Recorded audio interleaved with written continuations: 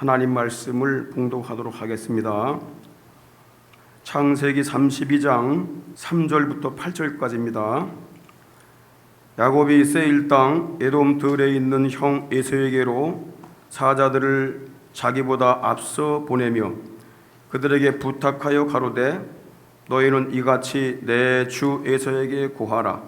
주의 종 야곱이 말하기를 내가 라반에게서 붙여서 지금까지 있어 싸우며 내게 소와 나귀와 양떼와 노비가 있사오므로 사람을 보내어 내 주께 고하고 내 주께 은혜 받기를 원하나이다 하더라 하라 하였더니 사자들이 야곱에게 돌아와 가로되 우리가 주인의 형 에서에게 이른즉 그가 400인을 거느리고 주인을 만나려고 오더이다.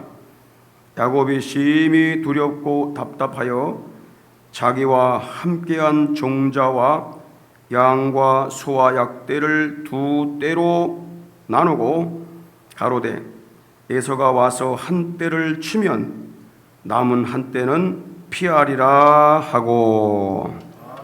아멘. 할렐루야. 사자성어에 세옹지마란 말이 있어요. 세옹지마. 그리고 호사다마란 또 말도 있습니다. 오늘 말씀 제목을 호사다마라고 지었는데 먼저 세옹지마에 대한 말씀을 좀 잠깐 하려고 합니다. 그 세옹지마란 말이 무슨 의미가 있느냐? 직역을 하자게 되면 변방 지방에 살고 있는 한 노인의 말, 그 뜻인데 이 뜻이 뭐냐면 바로 좋은 일과 나쁜 일이 번갈아서 일어난다는 말을 할 때에 세옹지마란 말을 씁니다. 무슨 의미가 있느냐? 변방 지방에 살고 있는 한 노인의 말이 있었습니다. 그런데 이 말이 어느 날 국경을 넘어서 다른 나라로 도망가 버렸어요. 그래서 동네 사람들이 찾아와서 그 노인을 위로했습니다. 옛날에는 말, 소가 재산이지 않습니까? 근데 그게 없어지게 되면 큰 재산을 잃어버린 거예요. 그러니까 동네 사람들이 와서 참 어떻게 하면 좋냐고 위로를 했습니다. 그때 이 노인네가 뭐라 그러냐면 걱정하지 마세요. 이 일 때문에 또 좋은 일이 생길지 누가 압니까? 그랬더니 몇 개월 뒤에 그 말이 돌아왔는데 말이 자기와 같은 또 한 마리의 말을 데리고 들어왔어요. 그래서 말이 2마리가 됐어요. 그래가지고 동네 사람들이 와가지고 참 축하한다고 너무너무 좋은 일이 생겼다고 그러니까 이 노인네가 하는 말이 너무 좋아하지 마세요. 또 이 일 때문에 안 좋은 일이 생길지 누가 압니까? 그 집에 아들 하나가 있었는데 아들이 이 말을 타다가 떨어져 갖고 다리를 절게 됐습니다. 안 좋은 일이 벌어진 거예요. 하나밖에 없는 아들이 말이죠. 다리를 저는 절름발이가 된 거예요. 동네 사람들이 또 말합니다. 아이고, 이거 어떻게 하면 좋나 걱정을 합니다. 그러니까 이 할아버지가 하는 말이 걱정하지 마세요. 이것 때문에 또 좋은 일이 일어날지 누가 알겠습니까? 그런데 그 나라에 전쟁이 벌어졌어요. 오랑캐가 쳐들어왔어요. 그래서 이 젊은 남자들이 죄다 징집해서 군대로 끌려가고 많은 사람들이 죽었습니다. 그런데 이 집의 노인의 아들은 다리를 절기 때문에 징집이 되지 않았어요. 그것 때문에 오히려 살게 됐습니다. 그래서 나온 말이 뭐냐? 세옹지마. 이런 말이 나오게 된 것입니다. 또 호사다마란 말이 있어요. 좋은 일에는 다마, 마귀의 역사, 마귀의 일들이 많다는 거예요. 나쁜 일이 많다는 거예요. 이게 호사다마란 말입니다. 좋은 일이 생겼다고 너무 자랑하지 말고 나쁜 일이 생겼다고 너무 낙심하지 말라는 거예요. 전도서 7장 14절에 보면 이런 말씀이 있어요. 형통한 날에는 기뻐하라. 곤고한 날, 괴로운 날에는 생각하라. 하나님이 두 가지를 병행하게 하사 사람으로 하여금 장래일을 헤아려 알지 못하게 하셨느니라. 좋은 일과 나쁜 일이 자꾸 번갈아 일어나게 됨으로써 사람으로 하여금 예측을 못하게 만드는 거예요. 자기가 다 예측하니까 사람이 겸손해지지 못하고 교만하고 사람이 자랑하고 자기를 드러내고 하는 거예요. 장래일을 모르게 만드신 이유가 뭐냐? 너 네 꾀나 네 인간적인 생각들, 방법들을 의지하지 마라. 그리고 절대자이신 네 생명을 주관하고 있는 하나님을 의지하라. 이런 마음으로 하나님께서 좋은 일과 좋지 않은 일이 교차하게 일어나게 만드신 거예요. 야곱의 생을 보게 되면 그것이 분명하게 드러납니다. 좋은 일이 있는가 하면 안 좋은 일이 있고, 또 안 좋은 일이 있는가 하면 좋은 일이 있고, 이렇게 계속 야곱이 그런 생을 살게 됩니다. 야곱이 외삼촌과 평화조약을 맺고 아버지가 계신 가나안 땅으로 평안히 돌아오는 중에 하나님의 사자, 하나님이 보내신 군대를 만났습니다. 야곱은 그 하나님의 군대로부터 보호받고 있다는 이 사실을 알고 큰 위로를 받습니다. 아, 하나님이 내가 알지 못했을 때나도 하나님은 나를 절대적으로 보호하고 계시는구나. 이 생각을 가지고 위로와 격려를 받게 됩니다. 야곱은 그 앞길에 모든 고난과 환난과 역경이 다 끝났다고 생각을 했습니다. 왜냐하면 그가 고향 땅으로 돌아왔기 때문입니다. 그는 전쟁에서 이기고 돌아온 개선 장군처럼 20년 만에 처와 자식들과 많은 가축들과 종들을 이끌고 그리운 고향으로 이제 돌아와 아버지를 만날 것을 기대하는데 흥분을 가라앉힐 수가 없었습니다. 그런데 그 기쁨도 며칠뿐이었습니다. 산 넘어 산이라는 말이 있듯이 그의 앞길에 거대한 산이 가로막혀 있었습니다. 이것은 외삼촌이 그를 추격해 온 것보다 더 위협이 되는 것이었습니다. 야곱이 고향에 도착했을 때에 그를 두렵게 것이 무엇일까요? 20년 전에 원수 관계로 헤어졌던 에서가 400인의 용사를 거느리고 야곱을 맞으러 온다는 이 충격적인 소식입니다. 왜 맞으러 오겠어요? 야곱이 기뻐서 400일을 거느리고 맞이하러 온 것일까요? 그는 이 소식을 듣는 순간 마음이 천밀처럼 녹아버렸어요. 야곱이 위험한 역경들, 위기를 겪을 때에 어떻게 해결했는가 하는 것을 말씀을 나누려고 합니다. 첫째로 먼저 야곱은요, 에서에게 자기가 고향으로 돌아왔을 때 화해의 소식을 전했습니다. 형, 이제 나를 좀 용서해줘. 형과 화해하고 싶어. 지난날 내가 했던 거 다 잘못했어. 그거 용서해줘. 야곱이요, 가나안 땅 야복강 근방에 분이엘에 도착을 했습니다. 분이엘에서요, 베델까지는 그리 멀지 않은 거리에 있습니다. 그런데 야곱은 베델로 가지 않고 세일 땅이라고 하는 에서가 살고 있는 에돔 지역으로 갑니다. 이 세일이란 말은 뭐냐면 척박한, 황량한 그 뜻이에요. 황량한 지역에 에서의 이름이 에돔이죠. 붉다란 뜻이에요. 붉은 털, 붉은 피부. 그래서 에서가 살고 있는 지역을 에돔 지역이라고 이름을 줬어요. 에돔 땅이라고 부르죠. 그것까지 상당히 먼 거리입니다. 그런데 먼저 가서 에서를 만나기를 원했습니다. 3절에 보게 되면 야곱이 세일 땅 에돔 들에 있는 형 에서에게로 사자들을 자기보다 앞서 보내며, 자기도 가는데 종들을 불러서 메신저를 보내는 거예요. 내가 가고 있다고, 야곱이 돌아오고 있다고 알리라 그런 것입니다. 여러분이 분이엘에서 베델까지는 40km가 떨어졌어요. 그리고 형 에서가 살고 있는 사해바다 남단에 위치한 세일 땅, 에돔 땅은요, 거리가 160km입니다. 4배나 되는 거리예요. 사냥을 좋아했던 에서가 험악한 산악지대인 이 세일 땅의 터전을 마련한 것입니다. 야곱이 하란에 있을 때, 밧단 아람의 외삼촌 집에 있을 때에 하나님께서 그에게 뭐라고 하시냐면, 너 빨리 일어나 베델로 올라가라. 그래서 야곱이가 출발했던 거예요. 그런데 야곱은 무엇 때문에 베델로 가지 않고 160km 떨어진 세일 땅에 사는 에서를 먼저 만나려고 했던 것일까라는 것입니다. 아버지들도 먼저 만나야 되는데 아버지를 먼저 만나지 않고 에서를 먼저 만난 거예요. 그렇게 계획을 잡은 거예요.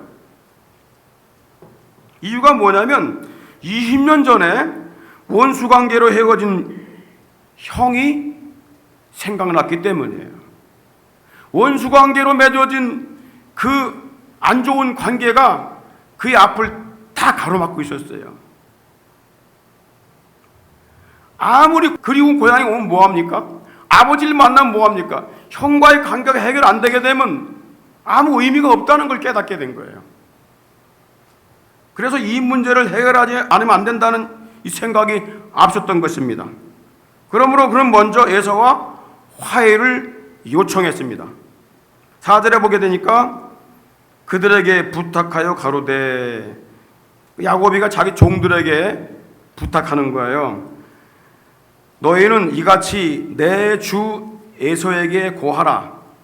주의 종 야곱이 말하기를 내가 라반에게 붙여서 지금까지 있었사오며. 사실 야곱과 에서는요, 한날 한시 몇 분 간격으로 출생한 쌍둥이입니다. 에서는 자기보다 몇 분 먼저 출생한 형입니다. 그런데 이 야곱이가 그 쌍둥이 형에게 뭐라고 그래요? 내 주라고 불러요. My Lord, 내 주. 그리고 자기는 뭐예요? 주의 종이라고 부릅니다. 당신은 내 주고 나는 당신의 종입니다 라고 최대한 낮춰서 부릅니다.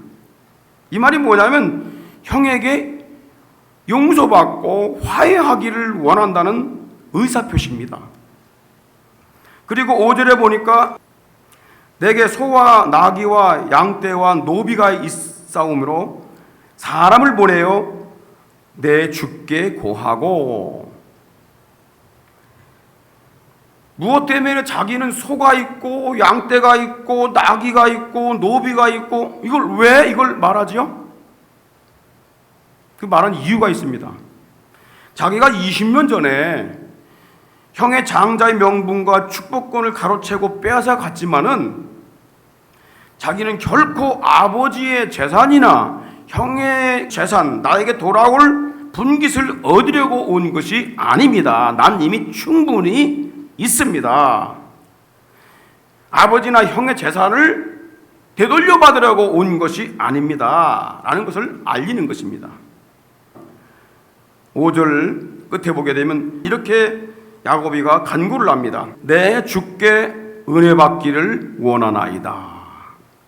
내 주께, 형님께 은혜 받기를 원합니다. 지난날 저의 과오를 용서하시고 은혜를 베푸시옵소서. 예전에 저를 죽이고 싶으실 정도로 서운한 일이 있었다 할지라도 이제는 노를 푸시고 용서하시고 당신의 종에게 은혜를 베푸소서라는 간구를 한 것입니다. 이것이 우리 그리스도인들이 가져야 할 마음인 줄 믿습니다. 예수님도 이런 마음을 가지고 실천하면서 신앙생활을 하라고 명하셨습니다. 마태복음 5장 23절 24절에 보니까 그러므로 예물을 제단에 드리다가, 여러분 주 앞에 헌금 드리고 예물 드리고 11조를 드리고 감사함을 드리는 거 하나님께서 받으신다는 사실을 기억하시기 바랍니다. 예수님도 분명히 말씀했습니다. 예물을 제단에 드리다가 거기서 내 형제에게 원망 들을 만한 일이 생각나거든 예물을 제단 앞에 두고 드리지 말라는 거야. 아직 제단 앞에 두고 먼저 가서 형제와 화목하고 원수관계를 풀고 그 후에 와서 예물을 드리라 라고 말씀했습니다. 우리가 바깥에서 계속 형제들 간에 원수관계로 계속 있으면서 주의 전에 나와갖고 주여 주여 하고 기도하고 또 예물까지 드리고 하지만은 주님이 그걸 안 기뻐한다는 거예요. 먼저 네가 마음에 찔리는 곳이 있다 그러면 가서 화해를 하라는 거예요. 그리고 하나님 앞에 와서 기도하고 예배드리고 예물 드리고 봉사하고 하라는 겁니다. 그리고 하나님께서 그걸 받으신다는 거예요. 야곱이가 그걸 깨달은 거예요. 아무리 내가 가나안 땅, 언약의 땅, 그리운 고향으로 돌아왔으면 뭐합니까? 원수관계 같은 자가 또 있어서 어떻게 해요? 내 마음을 가로막고 있고 내 생을 가로막고 있는데 행복하겠습니까 이게? 부모가 함께 있다 할지라도 행복하겠냐 말이에요.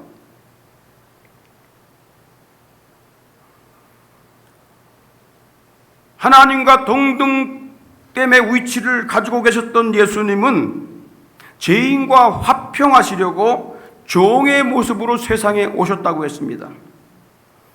그래서 이 성경은 너희들도 예수님처럼 이런 마음을 품으라고 말씀하고 있습니다. 빌립보서 2장 5절로 7절에 보니까 너의 안에 이 마음을 품으라. 어떤 마음이냐? 곧 그리스도 예수의 마음이다. 그는 근본 하나님의 본체시다. 하나님과 동등된 분이다. 그런데 하나님과 동등됨을 취할 것으로 여기지 아니하시고 오히려 자기를 비워 종의 형체를 가져 사람들과 같이 되었다. 종의 형체를 가졌다. 야곱이가 에서와 동등한 위치 아닙니까? 쌍둥이 아닙니까? 한날 한시에 태어났어요. 그저 몇 초 몇 분 앞선 것뿐이에요. 나이도 같아요. 그런데 동등됨을 취할 것을 여기지 않고 야곱이가 에서를 뭐라고 그래요? 내 주여, 내 주여, 나는 당신의 종입니다. 용서받기를 원합니다. 화해하기를 원합니다. 기득권을 주장하는 게 아닙니다. 나는 언약의 자손이야. 이 땅 하나님 나에게 주신다고 그랬어 라고 하면서 기득권을 주장하게 가지고는 여러분들 화해할 수가 없습니다. 하나님은 종으로 낮아지신 예수님을 높여서 모든 자들로 하여금 그 이름 앞에 무릎을 꿇게 하셨어요. 낮아지게 되면 하나님께서 높이는 날이 있다는 거예요. 하나님 앞에서 낮추라. 그리하면 너희를 높이시리라. 빌립보 2장 9절로 11절에 보니까 이런 말씀이 있어요. 이러므로 하나님이 그를 지극히 높여 모든 이름 위에 뛰어난 이름을 주사. 우리 예수님이 하나님과 동등된 분인데 사람의 몸을 입고 종의 형체를 가져 이 땅에 죽기까지 복종을 했다고 그랬어요. 자기를 낮췄어요. 왜? 죄인들을 화해시키려고, 죄인들을 하나님과 화해시키려고, 자신과 함께 화해하려고. 그러니까 하나님께서 이 예수 그리스도를 가장 높게 만드시고 가장 뛰어난 이름을 주셨어요. 그래서 하늘에 있는 자들과 이미 구원받아 하늘에 들어간 자들, 낙원에 있는 자들과 그리고 땅에 있는 자들과 땅에 지금 육신의 몸을 입고 살고 있는 자들과 그 땅 아래에 있는 자들과, 이 말은 음부에 있는 자들을 말합니다.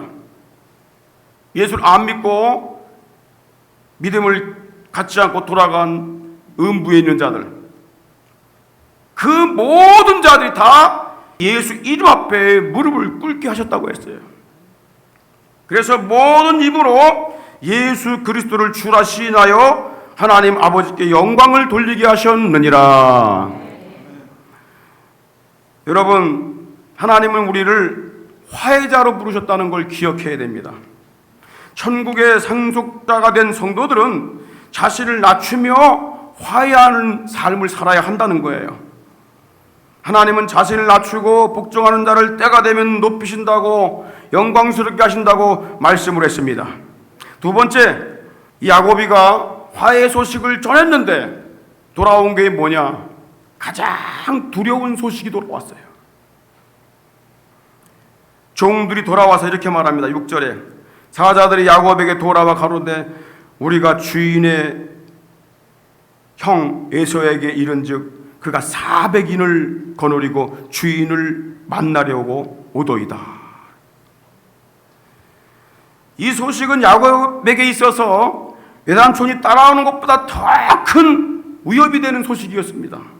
왜냐하면 야곱이 보낸 사자들이 에서에게 갔을 때에 이미 에서는요, 야곱이 온다는 소식을 어떻게 듣고 400명을 딱 용사들을 거느리고 맞이하러 오고 있었어요. 착해서, 좋아서, 기뻐서 400명의 군사를 거느리고 속히 옵니까? 그를 맞이한다고 했다면 다 잔치 준비하고 여러 환경적인 준비를 잘 해놓고 맞이할 거 아니에요. 근데 무엇 때문에 불같이 따라왔겠어요?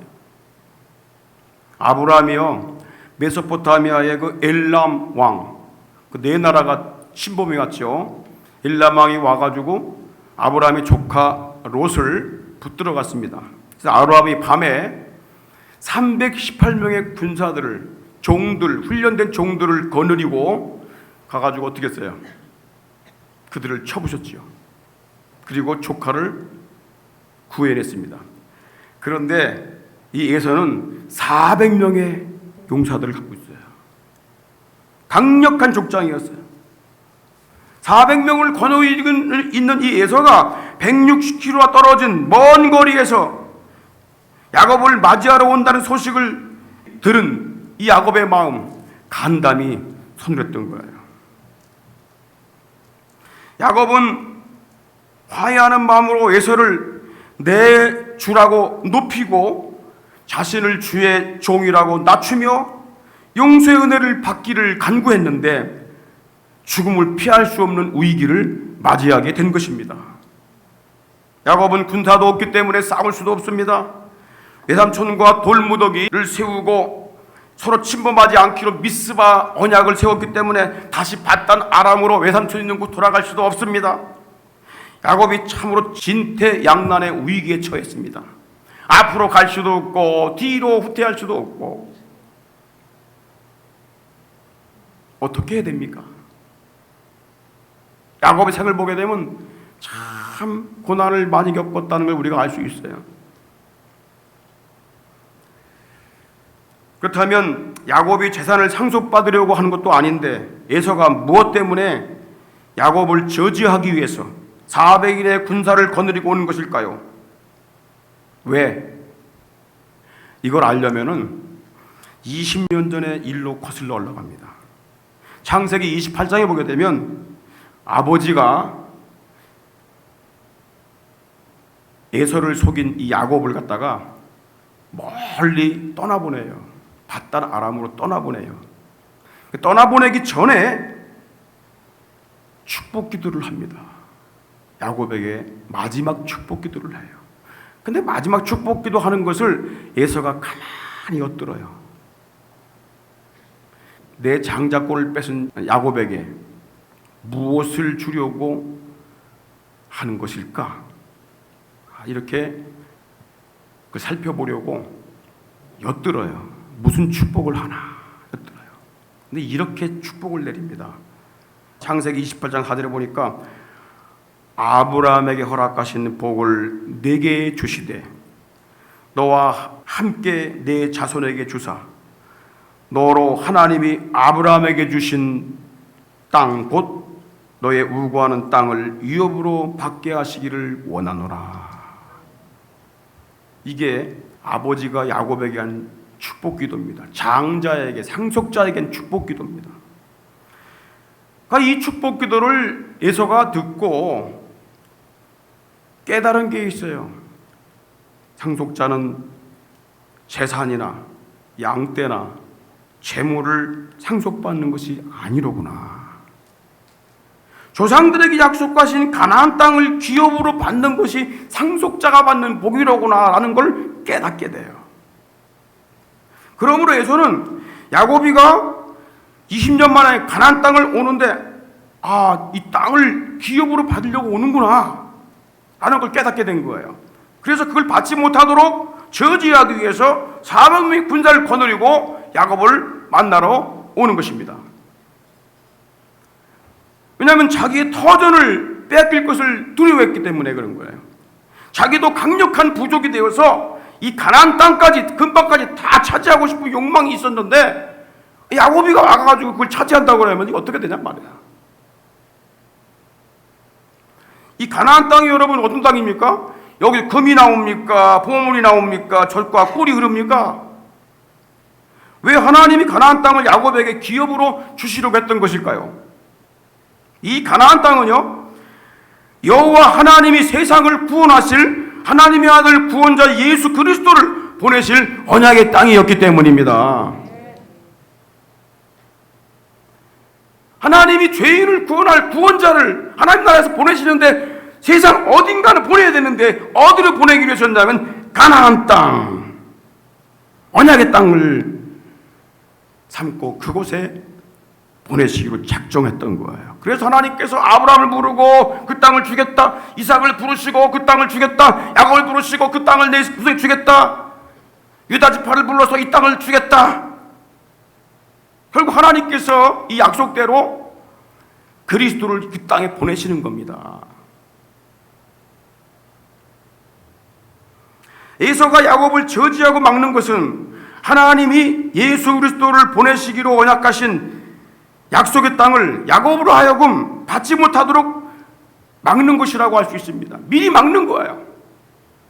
다시 말하면 예수 그리스도를 가나안 땅에 오시지 못하도록 하나님의 구원의 계획을 막고 방해하는 것이라고 할 수 있습니다. 그러나 하나님은요, 언약하신 대로 2000년 후에 그의 아들 예수 그리스도를 야곱의 후손으로 유대 땅 베들레헴에 보내셨습니다. 역사상 수많은 나라의 권세자들이 하나님의 이 구원의 계획을 막으려고 시도했지만 막지 못했습니다. 오히려 그것들 막았던 나라들은 다 패망을 했습니다. 놀랍게도 예수님이 탄생하셨을 때에 그를 가장 먼저 죽이려고 했던 자가 누군지 아십니까? 바로 헤롯 왕입니다. 마태복음 2장 13절에 보니까 저희가 떠난 후에 주의 사자가 요셉에게 현몽하여 가로되 헤롯이 아기를 찾아 죽이려 하니 일어나 아기와 그 모친을 데리고 애굽으로 피하여 내가 내게 이르기까지 거기 있으라. 예수님이 탄생했어요. 유대인의 왕으로 오셨어요. 동방의 박사들이 유대인의 왕으로 태어나시니까 어디 계시뇨? 라고 헤롯 왕에게 물으니까 헤롯 왕이 속으로 생각할 때 내가 왕인데 또 누가 출생을 했지?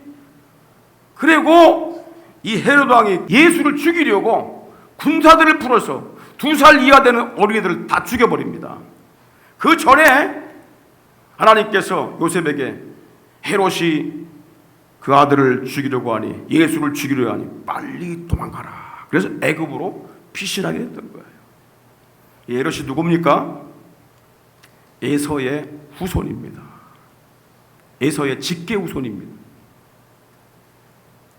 이두메라고 나오죠. 성경에 이두메 사람. 로마의 가이사 황제에게 잘 모여서 그 왕 자리를 하나 받게 된 거예요. 그 유대 땅을 통치하게 된 거예요. 그런데 에서가 야곱이 가나안 땅에 오지 못하도록 막았던 것처럼 그 에서의 후손인 헤롯도 예수 그리스도가 이 땅, 언약의 땅에 오지 못하도록 막고 있다는 거예요. 마귀 역사는 여러분 끝나지가 않습니다. 지옥 형벌에 들어갈 때까지는 끝나지 않고 계속 그리스도를 대적하고 그리스도를 믿는 자를 대적하게 된다는 사실을 우리가 알아야 됩니다. 그래서 이 땅에 환난과 풍파가 그치지 않는 거예요. 고난이 그치지 않는 거예요. 예수님도 세상에 계실 때에 그들 때문에 많은 고난을 겪었습니다. 성경은 성도들이 하나님 나라에 들어가게 되려면 많은 고난을 겪어야 한다고 말씀하고 있습니다. 사도행전 14장 20절에 보니까 제자들의 마음을 굳게 하여 이 믿음에 거하라 권하고, 또 우리가 하나님 나라에 들어가려면, 가나안 땅에 들어가려면, 영원한 가나안 복지에 들어가려면 많은 환난을 겪어야 할 것이니라. 여러분, 훈장 받는 사람들이 언제 받는지 아세요? 전쟁이 없으면 훈장 못 받아요. 전쟁에 나가서 용감하게 싸워 이길 때 훈장 받는 거예요. 그때 높임 받는 거예요. 이 땅에 환난이 있는 건 왜 그래요? 우리에게 훈장 받으라고, 상급 쌓으라고. 그러니까 환난이 올 때 우리는 두려워하지 말아야 돼요. 그래서 우리가 하나님의 보호가 필요하고 인도가 필요하고 하나님의 도우심이 필요한 줄 믿습니다. 종교교차 말씀부터는 오직 믿음, 오직 은혜, 오직 성경, 이 슬로건 아래 가톨릭 교권주의자들을 맞서서 개혁을 했습니다. 종교개혁을 일으켰어요. 그들이 루터를 죽이려고 혈안이 되었습니다. 밖에 나가게 되고 걸리게 되면 죽게 됩니다. 숨어 있으면서 루터가 하루하루가 너무 불안해요. 자기 생각으로 나를 보호해 줄 사람 없는가 이런 생각하게 되면 두려워 건들 수가 없대요. 근데 그가 그 두려움을 어떻게 이겼느냐? 하나님 아버지 예수 그리스도가 나와 함께 하신다, 이 믿음을 가지고 이긴 줄 믿으시기 바랍니다. 그가 지은 찬송이 이겁니다. 이 땅에 마귀 들끓어 우리를 삼키려 하나 겁내지 말고 섞어라 진리로 이기리로다. 이 땅에 마귀 들끓어 우리를 삼키려 하나 겁내지 말고 섰거라 진리로 이기리로다. 마지막으로 야곱이 인간적이고 세상적인 방비책을 쓰게 됩니다. 그렇게 믿음이 좋았던 야곱이가 세상적인 방법으로 에서를 맞이하려고 합니다. 위기를 모면하려고 합니다. 외삼촌이 야곱을 불같이 쫓아올 때에 그때는 그가 위협을 당하기 전날 밤에 하나님께서 직접 막아주셨어요. 그러나 이번에는 하나님께서 그를 막아주시지 않았습니다. 왜 그랬을까요? 하나님이 야곱에게 이미 수차례 그걸 막을 수 있는 응답을 주셨기 때문에 그런 거예요. 하나님은 베델에서 이 땅으로 돌아오기까지 그를 떠나지 않겠다고 이미 약속을 했어요. 그리고 하나님이 야곱에게 하나님의 사자를 보내서 그를 둘러 진치고 있음을 알게 하셨습니다. 그리고 두 군대가 앞뒤에서 자기를 호위하고 있음을 보게 하셨습니다. 그래서 그가 그 땅 이름을 마하나임이라고 지은 거예요. 두 진영, 두 군대. 이것이 그를 지키고 보호하신다는, 내가 어디를 가든지 내가 너를 지키고 보호한다는 하나님의 응답이었습니다. 하나님은 야곱이 큰 위험 당할 걸 아시고 미리 임마누엘의 신앙으로 믿음을 강화시켜 주셨습니다. 그러므로 야곱은 하나님의 절대적인 보호가 있음을 알고 두려워하지 말고 담대하게 믿음으로 맞서야 했습니다. 그러나 야곱은 위기 앞에서 하나님을 의지하는 믿음으로 나가지 않고 인간적이고 이성적인 방법을 강구했습니다. 이것이 현실을 극복하지 못하는 야곱의 나약한 믿음이었고, 이것이 곧 저와 여러분들의 오늘날 당하고 있는, 맞이하고 있는 신앙이 아닌가, 이런 생각을 해봅니다. 야곱은 지금까지 하나님의 보호를 받고 있었습니다. 하나님의 두 군대가 호위하고 있음을 보면서도 세상 사람들이 하는 똑같은 방식으로 이제 대응을 했던 것입니다. 7절 8절에 보십시오. 야곱이 심히 두렵고 답답하여 자기와 함께한 종자와 양과 소와 약대를 두 떼로 나누고 가로되 에서가 와서 한 떼를 치면 남은 한 떼는 피하리라. 이 친다 이 말이 뭐냐면 공격한다, 갈기갈기 찢다, 죽이다, 때리다, 그 뜻입니다. 원어의 뜻이 자기가 갈기갈기 찢겨 죽을 수도 있다는 거예요. 그러니까 한 떼를 그렇게 칠 때에 다른 한 떼는 도망가면 된다라는 거예요.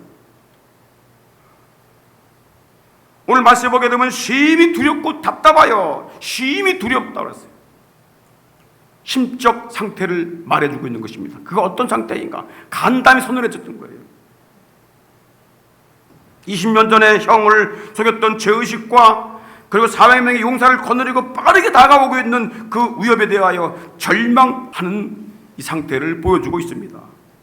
며칠 전에는 하나님의 군대가 자신을 둘러 친치고 보호한다고 하여 임마누엘의 하나님을 갖다가 마나임이라고 땅에다 이름을 줬는데, 이젠 두려움과 무서움이 하나님이 지금까지 도와주셨음을 모두 잊어버리게 만들었어요.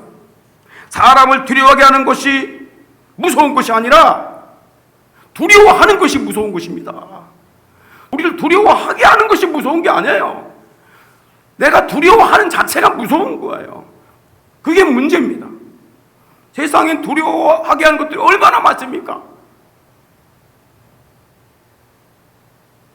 그러므로 하나님께서 가득거듭 하시는 말씀이 야곱아 두려워 말라, 아브라함아 두려워 말라, 이삭아 두려워 말라, 나는 너의 상급이니라, 나는 너의 방패니라. 다윗아 두려워 말라, 난 너의 산소인의 미라템이니라. 나는 너의 방패가 되고 칼이 되고. 할렐루야. 밤에 달과 낮에 해 상치 못하도록 막아줄 것이다. 구약 성경에는 두려워 말라 이 말이 44번이나 나와요. 신약 성경에는 11번 나오고, 두려워 말라, 두려워 말라, 두려워 말라.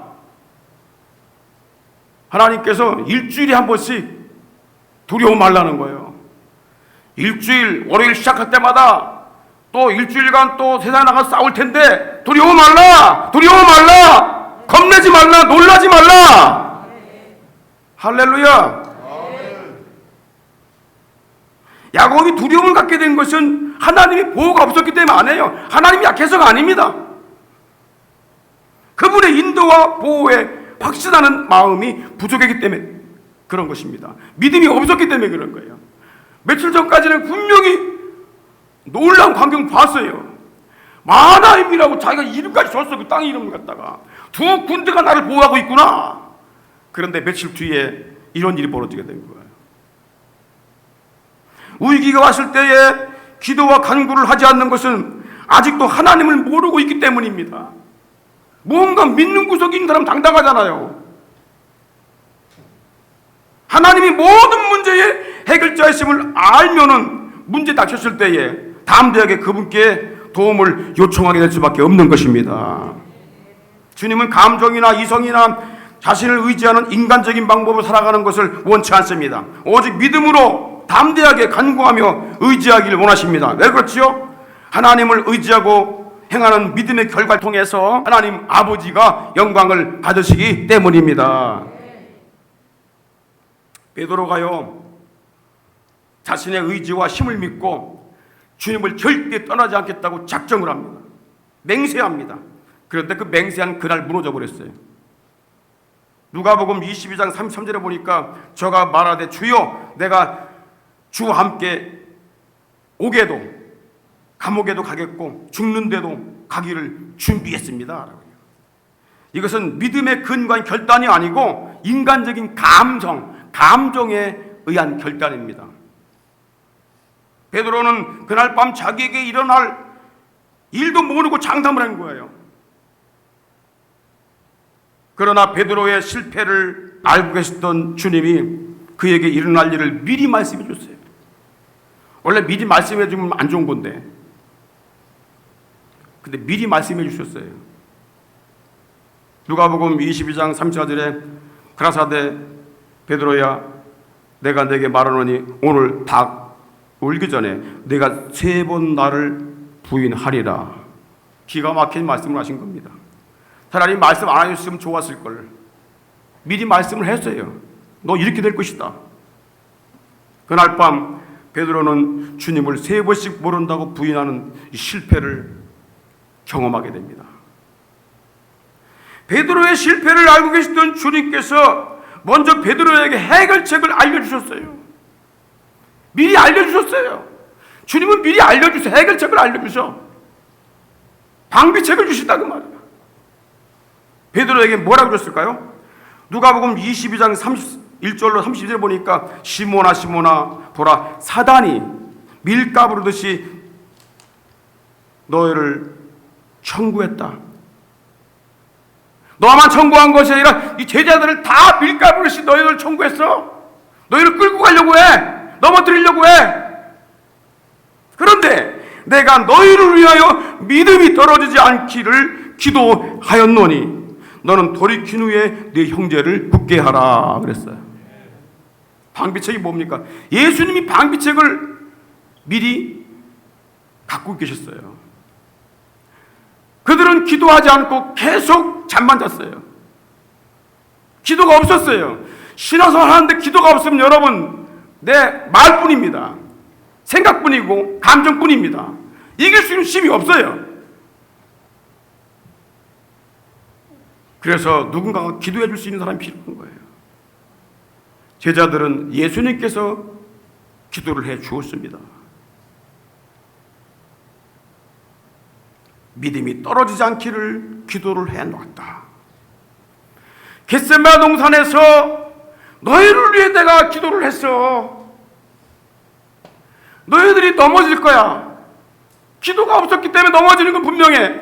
그러나 내가 기도를 해놨기 때문에 너희들 다시 일어설 수 있을 거야. 이 기도 때문에 베드로가 다시 일어나서 주님의 충성스러운 제자가 될 수 있었던 것입니다. 성도들이 화해를 원합니다. 평화롭게 살길 원합니다. 같이 함께하길 원하고 사랑 베풀길 원합니다. 그러나 세상은요, 두려움을 가져오는 소문이 날로 더해만 갑니다. 우리가 그렇게 원하는 것처럼 그렇게 그들이 따라오는 게 아닙니다.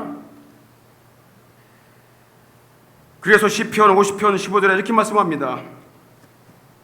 환난 날에 나를 부르라.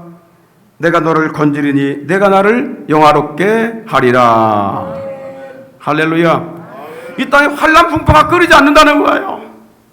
마귀 역사가 계속 지속적으로 끊임없이 집요하게 달려들고 있다는 것입니다. 어떻게 살아야 합니까? 어떻게 이겨나가야 합니까?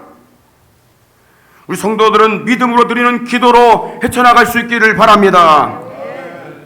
기도 없이 사는 것은 야곱과 같은 실수를 반복하며 사는 것과 같습니다. 안진뱅이 신앙에서 벗어나야 합니다. 인본주의적 신앙과 이성적인 신앙에서 깨어나야 합니다. 하나님의 절대적인 보호가 있음을 믿기 때문에 그분께 기도할 수밖에 없는 것입니다. 하나님이 모든 문제를 해결할 수 있다는 확신이 있을 때에 그분께 엎드리게 되는 것입니다. 할렐루야.